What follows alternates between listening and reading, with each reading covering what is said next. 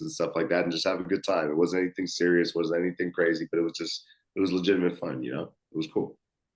Does any part of you, because like now that all this is coming out, like, Raquel like started in this group with like James Kennedy, she dated him. Then, I mean, there was this kiss with Tom Schwartz, then she dated Peter Madrigal. Now she's with Tom, but you were right You in busy there. girl.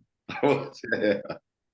I mean, like, does any part of you, like the timeline of this Scandoval seems like it was either going on or it was in motion, like when she was in, Vegas and kissed you. Like, does any part of you feel like used, like you were just a Vanderpump guy and she had to try to make this happen, You know what? Nah, you know what? It's if that was being used, that's not a bad way to be used. You know what I mean?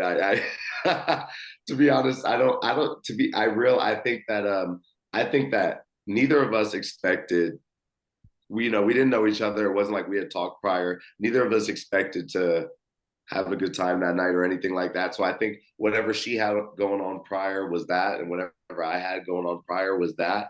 And then, when you meet somebody and you just have a good time and you just vibe and you have a good night, that things, sometimes things just happen. I think that's just what it was. Yeah, I mean, I love it because there were a lot of other women there that night, but you two connected. So, and wait, was she the initiator or were you? Or it just kind of I think there was constant flirting, and then I was like, all right, let's step away for a minute. So I guess you could say I was the initiator. I was the initiator. Yeah, yeah. that, I mean, you had a good night, right? I did.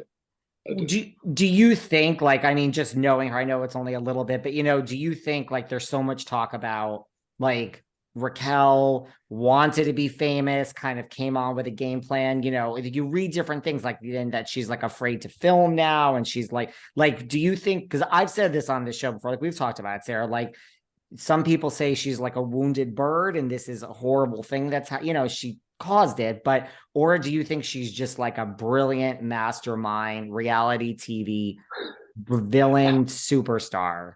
Well, you know what? They always say, publicity, it doesn't matter whether, all publicity is good publicity. It's not all publicity is good publicity, but there's no such thing as bad. That's what I mean. There's no such thing as bad publicity.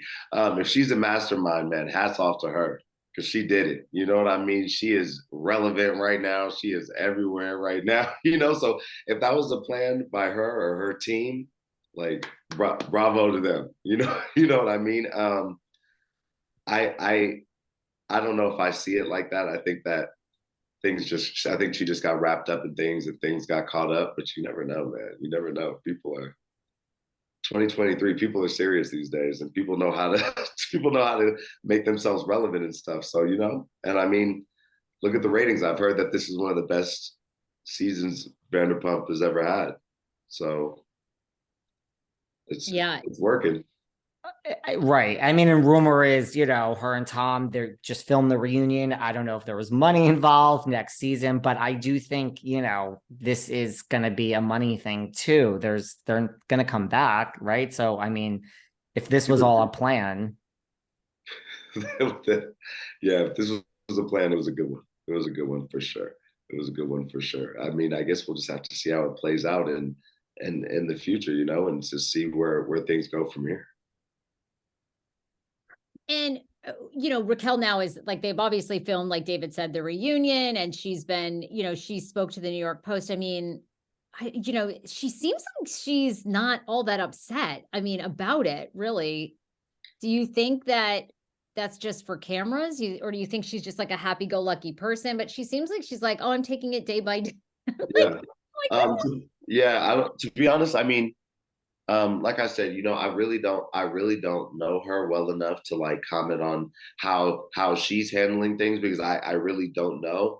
I would just say, everybody handles things differently. So, I mean, you never know if it's like a defense mechanism or if they really just don't care or whatever the situation is.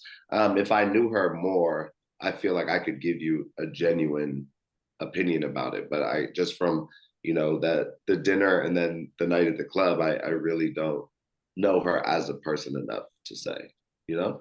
What Yeah. about like, because you said like everyone is coming in. I think the same thing is happening at Sir. Like, everyone's coming in Oh, now and they're wanting to like, has Lisa, like, what has Lisa said about this? Like, has she given like directives to the staff of like, we I have mean, to, I will say Lisa, the reason why she's so powerful, she's so rich, she's so smart. Nothing is on accident. It's not on accident. You know what I mean? I think that she's always a couple steps ahead. I think that, once everything started working with me and my mom and everything, she saw, maybe an avenue in which to sort of cross things together. I really don't believe in any coincidences, especially when it comes to Lisa and bringing in more revenue and stuff like that, because she's amazing at it.